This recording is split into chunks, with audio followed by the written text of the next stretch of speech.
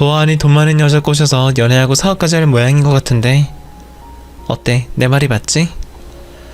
저는 흥분하지 않고 떠보듯이 묻고 또 물었습니다. 그러자 남편은 궁지에 물린 걸 알았는지 한숨을 길게 쉬며 진실을 고백하더군요. 걸려버렸네. 당신은 역시 귀신이야. 어쩜 그렇게 눈치가 빨라? 어? 하긴 같은 사업가니까 바로 때려 맞췄겠네. 나 바람 피우는 거 맞아. 그런데 단순한 바람이 아니야. 이게 다 우리 미래를 위한 짓이라고. 당신이 본 그 여자 부동산 큰손 딸이야. 돈이 너무 많아서 쓸 데가 모자란 갑부집 딸이지. 내가 여자 꼬시는데 들인 시간이 무려 6개월이야. 여하튼 다음 달이면 사업 투자금을 받을 수 있을 것 같아. 뻔뻔하다 못해 실실 웃어가며 대답하는데 부하가 치밀어 미칠 것 같더군요. 그래서 전 바로 남편의 기싸대기를 날려버렸습니다. 짝소리와 함께 남편의 얼굴이 옆으로 돌아갔고 곧 시뻘겋게 달아올랐답니다. 야, 이 나쁜 자식아, 지금 그걸 자랑이라고 말하는 거니? 무릎 꿇고 빌어도 모자랄 판에 되려 자랑스럽게 말하는 태도는 어디에서 나오는 거야? 네가 상간이한테 투자받아서 사업이 대박나면 내가 잘했다고 칭찬해줄 거라 생각했냐? 아이씨, 왜 따기를 날리고 지랄이야. 야, 내가 나 혼자 좋자고 이러는 거냐? 어? 나랑 당신 빚을 갚고 새롭게 시작하려고 이러는 거 아니야. 내가 다 알아서 해주겠다고 한 말 잊었어? 난 가정으로서 책임질 거고 사업도 성공해서 다시 떵떵거리면서 살겠다고. 그럼 앞으로도 계속 바람을 피우겠다는 거네? 당신은 이게 정상적인 거라 생각하는 거야? 이 여자야, 먹고 살려면 무슨 짓을 못해? 어? 사업하는 사람은 다들 이러고 살아. 당신 순진한 척을 너무 심하게 하는 거야? 왜 이래, 아마추어 같이? 당신도 과거의 사업 파트너들이랑 그렇고 그런 짓을 해봤을 거 아니야. 뭐? 진짜 웃기는 놈이네. 모 눈엔 뭐만 보인다더니. 야, 이 더러운 자식아, 난 그런 파렴치한 짓은 단 한 번도 한 적 없거든? 그래? 그럼 앞으로 당신도 나처럼 살아봐. 돈 많은 투자자 골라서 공사 치란 말이지. 이건 비즈니스지 바람이 아니라고. 그 이에 미친 발언에 다시 한번 따기를 날리며 말했습니다. 이 나쁜 놈, 나더러 돈 많은 남자 꼬시라는 소리까지 하니? 진짜 제정신이 아니네. 넌 또라이 사이코야. 차, 깨끗한 척 하기는. 그래, 너 잘났다. 난 이런 식으로라도 올라설 거니까 신경 꺼라. 분노가 치밀어서 그이에게 또다시 따기를 날려버렸습니다. 그 여자도 네가 유부남인 건 아니? 이런 개자식이라는 걸 알고 만나냐고.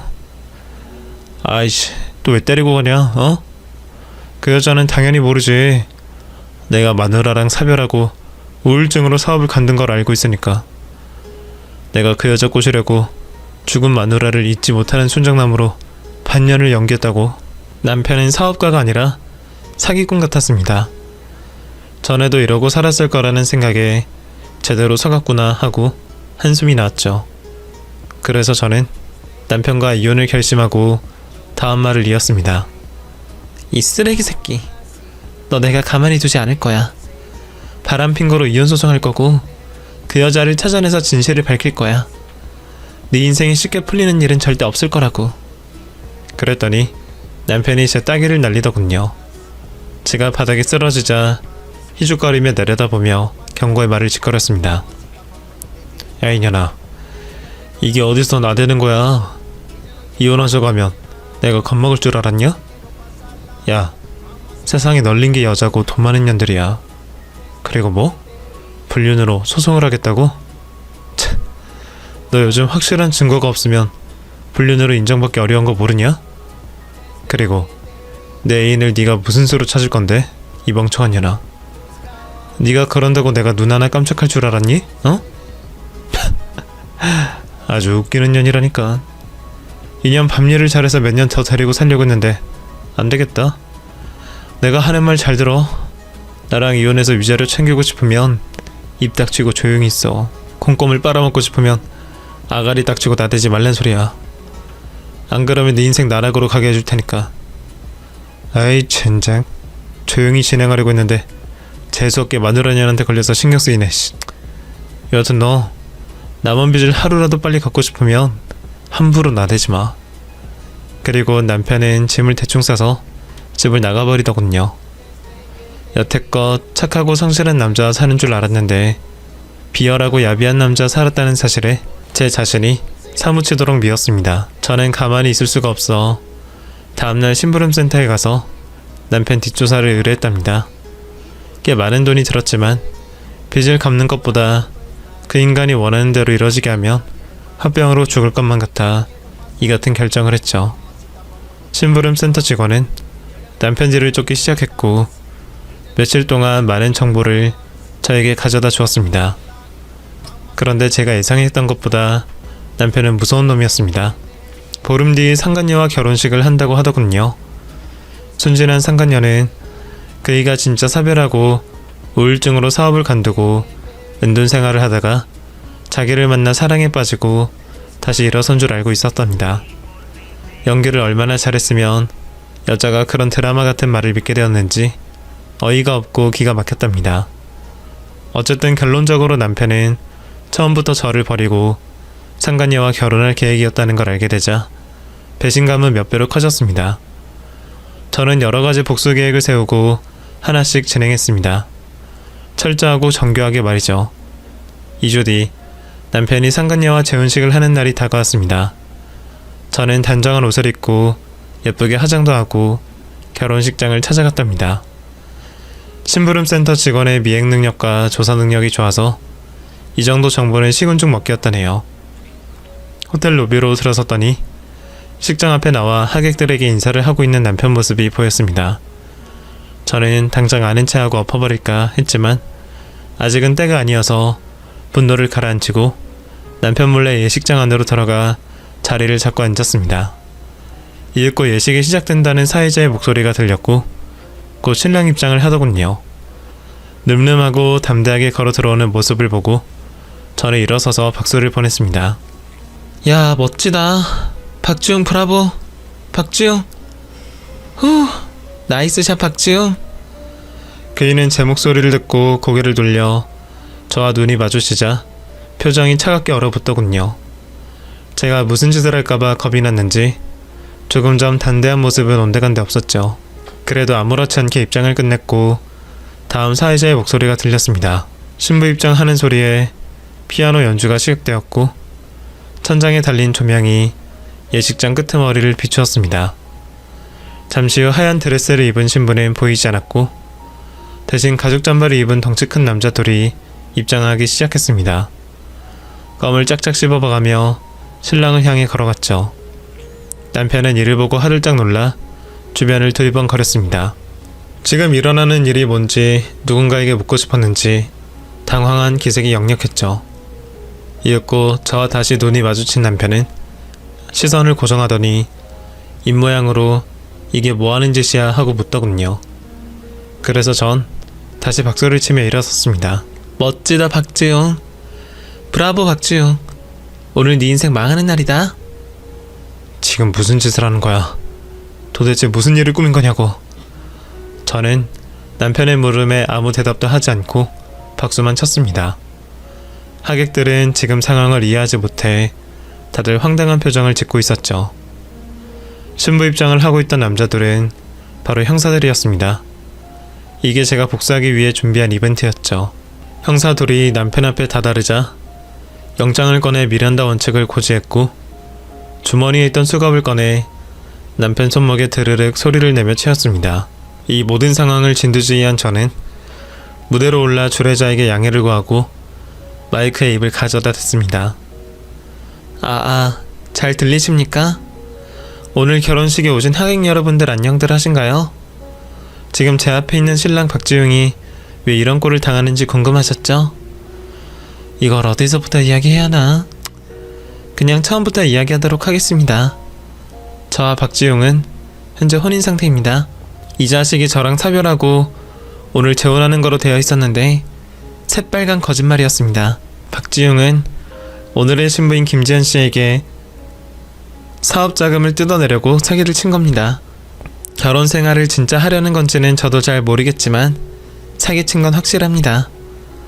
그 모든 걸 알게 된 저는 오늘의 신부이자 저한테는 상간녀가 되는 김지현 씨를 오늘 아침에 찾아갔어요.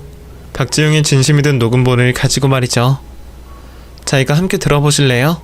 저는 핸드폰을 꺼내 남편이 제 따귀를 날리며 부잣집 여자를 꼬셔 재기한다는 것과 사별남이라고 사기치고 있다는 음성을 마이크에 틀었습니다. 잠시 후 하객들은 화가 심하게 났는지 다들 자리에서 일어났습니다. 그리곤 테이블에 올려져 있던 식사를 던지기 시작했습니다. 저는 마이크에 대고 말을 이어나갔습니다. 여러분, 매질하면서 들으세요. 이 자식은 저만 기만한 게 아니라 오늘의 주인공인 신부에게 사기를 친 나쁜 놈입니다. 이런 놈이 무사하게 걸어나가길 원하십니까? 아주 그냥 반쯤 죽여놓자고요. 여러분의 도움이 필요합니다. 오, 아주 잘하시고 계십니다. 모두 파이팅! 비싼 스테이크가 공중을 날아들면서 남편 얼굴에 거의 다 명중했답니다. 형사들이 말리려고 했지만 하객들의 분노를 잠재울 수 없어 남편만 남겨두고 무대 아래로 뛰어내렸습니다. 그러자 더 흥분한 하객들은 손에 잡히는 건 뭐든지 다 던졌습니다. 가방, 지갑, 심지어 신고 있던 구두를 사정없이 던져버렸죠. 남편이 아무리 피하려고 해도 던지는 양이 너무 많아 포기하고 몸을 둥글게 말아 엎드렸습니다. 삽시간에 난장판이 되어버렸죠.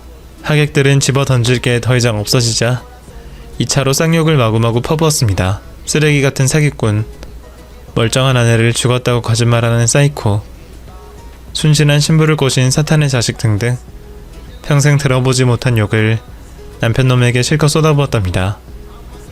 이윽고 저에게 상간녀인 신부가 초르닝 바람으로 신부 입장을 하더군요. 그런데 양손에 몽둥이가 들려 있었습니다. 마늘 빻을 때 쓰는 작은 절구 방망이를 말이죠. 남편 앞에 다다르자 몸을 웅크리고 있는 그 일을 절구 방망이로 사정없이 내려쳤습니다. 야, 이 쓰레기야.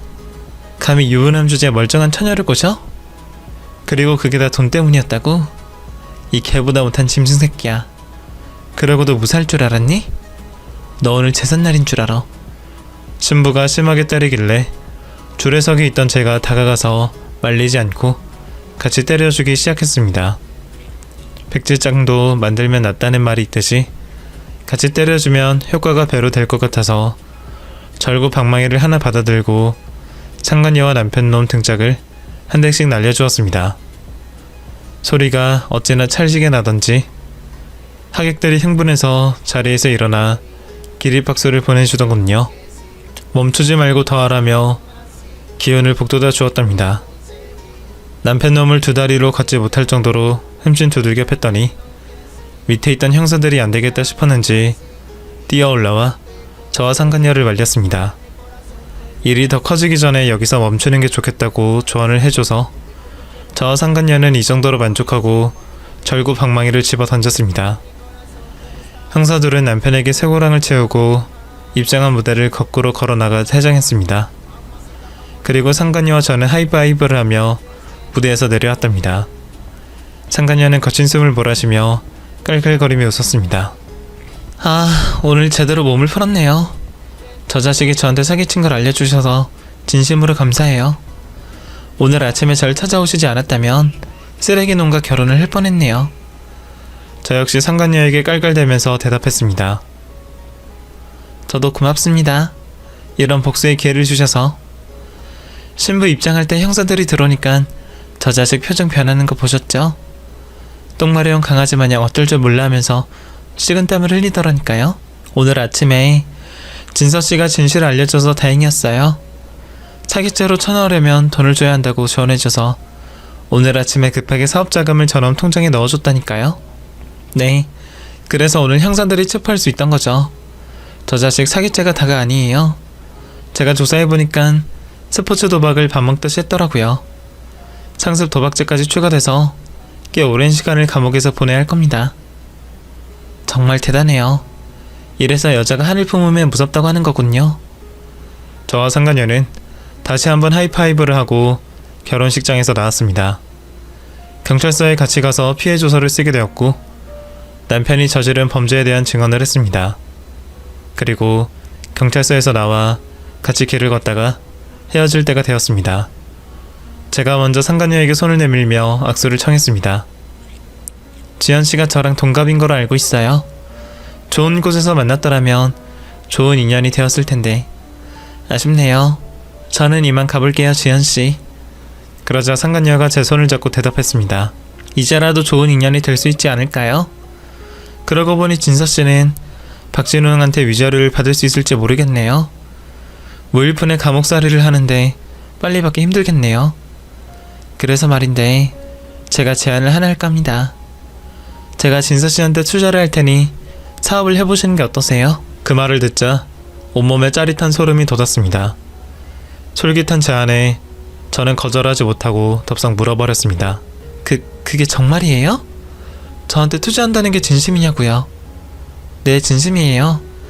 박진웅 그 자식한테 입금한 사업 자금을 며칠 내로 돌려받게 되는데 그 돈을 진서씨한테 투자할게요.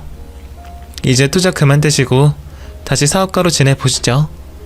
감사합니다. 정말 감사합니다. 염치 없지만 지연씨 도움을 받겠습니다. 정말 열심히 일해서 다 갚아드릴게요. 꼭 그러지 않아도 돼요. 망하게 되면 재투자를 해드릴 테니까 마음 놓고 당신의 일을 펼쳐보세요. 그렇게 상간녀가 재투자자가 되어 하고 있던 배달 일과 대리운전을 그만두고 사무실을 알아보았습니다. 사업 아이템은 전에 하고 있던 마케팅을 이어가기로 했습니다. 위드 코로나가 되면서 다시 사업하는데 큰 무리가 없을 것 같아 잘하는 걸 계속하기로 결론을 내렸죠. 그리고 얼마 뒤 남편의 재판이 열렸습니다. 사기죄와 상습 도박으로 기소가 되어 피의자 신분으로 수위를 잇고 있더라고요. 그렇게 보니 남편이 입었던 옷 중에 가장 잘 어울리는 것 같았습니다. 형량은 꽤 무겁게 나왔어요. 사기치는 과정에서 저를 죽은 여자로 둔갑한 걸 괘씸하게 본 판사님이 자비를 베풀지 않았답니다.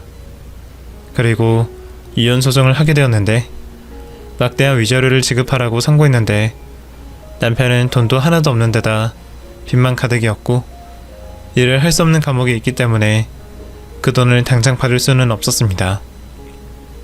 변호사는 나중에 출소하면 무조건 제 돈을 갚아야 할 거라며 훗날에 받으라고 일러주었답니다. 아쉬워도 어쩌겠어요. 일단 벌을 받고 나중에 위자료를 받아야죠. 그리고 제 사업은 시작과 동시에 대박이 터졌습니다. 저처럼 다시 일어서려는 자영업자들이 늘어나면서 마케팅 의뢰가 물밀듯이 들어온 덕분이었죠. 사람 일이 이렇게도 풀릴 수 있구나 하며 하늘에 감사했고 상간녀이자 투자자인 지연씨에게 진심으로 감사했습니다. 그런데 지연씨는 저에게 더 놀라운 제안을 했습니다. 그 말을 듣고 나서 제 귀를 의심했답니다. 진서씨, 혹시 만나는 남자 있으세요? 제가 소개팅 해드릴까요? 그 남자가 진서씨를 보고 반했다네요. 제 결혼식 때 카리스마 있는 모습이 매우 아름답다고 하면서 말이죠. 그 사람이 바로 제 오빠예요. 네? 오빠분이요? 이렇게 만나는 게 좀 그렇지 않나요? 아무래도. 왜요? 상간녀의 오빠랑 만나는 게 막장이라고요? 그런데 저도 아무것도 모르고 속은 거잖아요. 따지고 보면 피해자끼리 뭉치는 거라고요. 그러니까 잘 생각해봐요. 저는 이건 아니다 싶어 거절을 했는데 며칠 동안 고민해보니 지연씨 오빠도 저와 같은 돌싱인데다 법적으로 문제없는 사람들이니 한번 만나보는 것도 괜찮을 것 같더라고요.